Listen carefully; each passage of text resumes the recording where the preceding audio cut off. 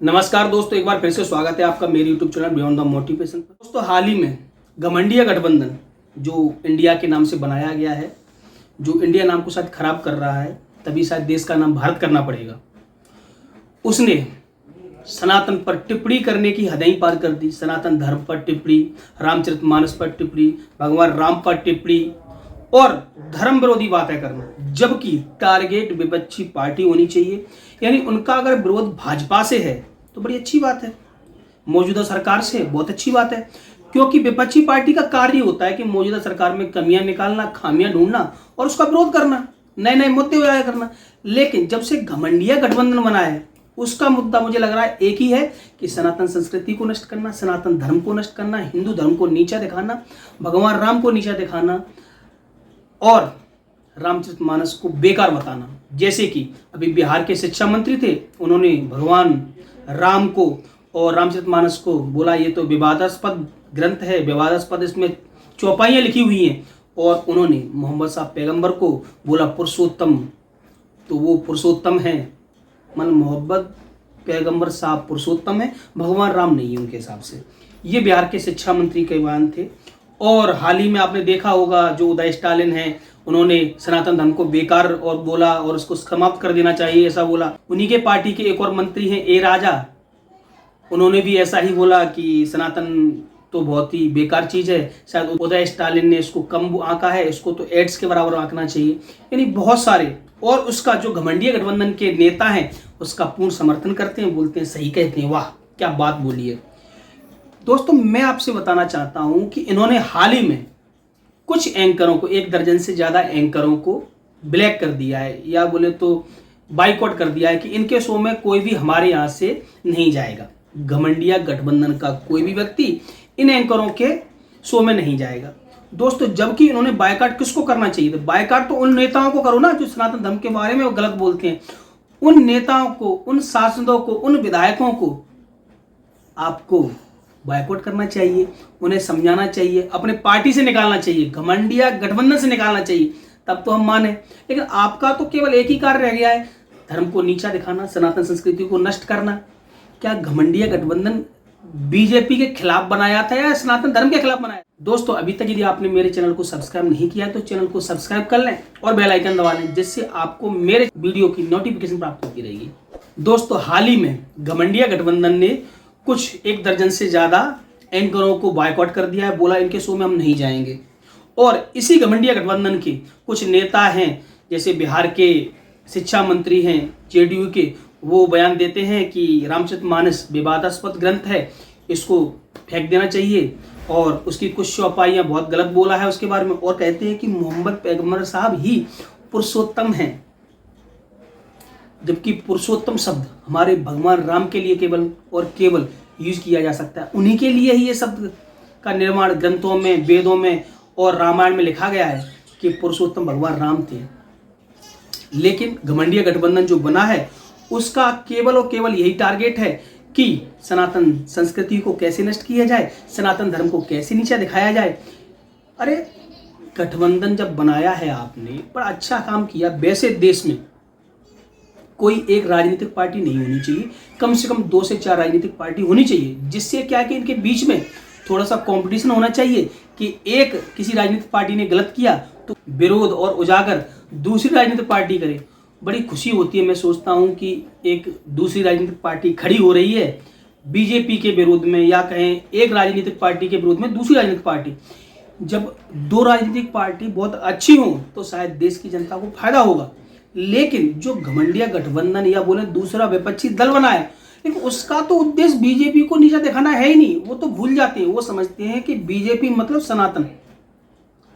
उनको लगता है कि जो धर्म को नीचा दिखाएंगे तो बीजेपी को हट कर पाएंगे। इन मूर्खों को ये पूछो कि आप भारत जैसे देश में रहते हो, जहां 140 करोड़ लोग के सब सनातन संस्कृति को फॉलो करते हैं, उनको पता नहीं होगा खाने से लेके, पहनने से लेके, रहने से, बोलने से, अभिवादन से, ये सनातन संस्कृति का हिस्सा है। धर्म अलग अलग हो सकते हैं, उनके कहने के शब्द अलग हो सकते हैं, उनकी भाषा अलग हो सकती है, लेकिन उनकी संस्कृति एक ही है, और वो है सनातन संस्कृति। क्योंकि भारतवर्ष की पूरे की सनातन संस्कृति है, और 140 करोड़ व्यक्ति सारे के सारे सनातनी हैं। और आप लोग, घमंडिया गठबंधन कहता है कि सनातन संस्कृति को हम खत्म कर देंगे, सनातन धर्म को खत्म कर देंगे, हिंदू धर्म को खत्म कर देंगे, रामायण विवादास्पद ग्रंथ है। ऐसे बयानों से आप क्या दिखाना चाहते हो? बीजेपी का विरोध कर रहे हो, या आप देश का विरोध कर रहे हो, या आप जनता का विरोध कर रहे हो, या आप संस्कृति का विरोध कर रहे हो? घमंडिया गठबंधन को समझना चाहिए। और बॉयकॉट कर रहे हो आप एंकर का। भैया बॉयकॉट करना है तो आप ऐसे नेताओं को करिए जो आप ही के गठबंधन में हैं, आपकी गठबंधन की पार्टियों में हैं, जो सैनिक से स्वर्ग का प्रमाण मांगते हैं। सैनिकों जब एयर स्ट्राइक हुई थी तो प्रमाण मांग रहे थे, भैया कहाँ एयर स्ट्राइक किया आपने, कैसे मारे विरोधियों को, बताइए। कभी सेना से प्रमाण मांगते हैं आपके गठबंधन की जो पार्टियां हैं। कोई कहती है सनातन को समाप्त कर दीजिए, कोई कहते हैं भगवान राम थे ही नहीं। और केंद्र में जब वो सरकारें थी तो वो हलफनामा सुप्रीम कोर्ट में देती थी कि राम नाम का कोई था ही नहीं और राम का कोई अस्तित्व नहीं है। ऐसी पार्टियां हैं, मतलब भगवान राम के पीछे, हिंदू धर्म के पीछे, सनातन संस्कृति के पीछे, जिसका जमीन कहीं भी खोद लो आप, वहीं पे सनातन संस्कृति के साक्ष्य मिल जाते हैं, चिन्ह मिल जाते हैं, प्रतीक मिल जाते हैं, उसको आप समाप्त करना चाहते हो, उसके विपक्ष में बोलते हो। घमंडिया गठबंधन को समझना चाहिए, सोचना चाहिए। बड़ी खुशी होगी मुझे कि एक विपक्षी दल या कोई बड़ी पार्टी दोबारा से खड़ी हो गई, तो इससे तो जनता को फायदा होगा। लेकिन अगर विपक्षी दल या विपक्षी पार्टी इसलिए खड़ी हुई है कि सनातन संस्कृति को नीचा दिखाना है, सनातन धर्म को नीचे दिखाना है, हिंदू धर्म को नीचे दिखाना है, संतों का अपमान करना है, गाय को काटना है, या जनता को आतंकवादी थोड़ी बनाना है, तो ऐसे गठबंधन के मैं खिलाफ रहूंगा। ऐसे लोगों के साथ खिलाफ हूँ। मैं तो कहता हूँ मेरे सामने आ जाएं तो मैं उनको बताऊंगा कि तेरी औकात क्या है, सनातन संस्कृति पे बोलने की औकात है तुम्हारी? आप जिसका खाते हो उसी थाली में छेद करते हो। जिस संस्कृति में जन्म लिया, जिस संस्कृति में जन्मे, जिस संस्कृति में पले बड़े, उसका आप विरोध कर रहे हो। आपको सोचना चाहिए। बॉयकॉट कर रहे हो आप एंकरों का। अब एक चीज समझना, बॉयकॉट का मामला अभी हुआ है तो मैं इस पर थोड़ा सा बोलता हूँ। अब बताओ एंकरों का बॉयकॉट करने से क्या होगा? आप इस चीज को थोड़ा समझिए कि एंकर का बॉयकॉट करने से क्या हो जाएगा। वो तो वही बोलते हैं ना चैनल में जो डिसाइड होता है। चैनल का बॉयकॉट नहीं कर रहा है, एंकर का कर रहा है। 2 एंकर के शो में नहीं जाएंगे, बाकी के में जाएंगे, या किसी एक एंकर के शो में नहीं जाएंगे, बाकी के में जाएंगे। चैनल का बॉयकॉट नहीं कर रहे हैं। जबकि जैसे अर्नब गोस्वामी है, उनका स्वयं का चैनल है, वो डिसाइड कर सकते हैं क्या बोलना है। बाकी तो सारे चैनल में एंकर हैं, उनके तो मालिक ही डिसाइड करते हैं किसको क्या बोलना है। चलो ठीक है, सुधीर चौधरी नहीं बोलेंगे तो दूसरे एंकर से बुलवा देंगे, पूछवा देंगे, तो आपका क्या होगा? वैसे भी जमीन पे आप हो नहीं, टीवी पे बोलोगे नहीं, तो फेसबुक ट्विटर पे खेलोगे पार्टी पार्टी, गठबंधन गठबंधन।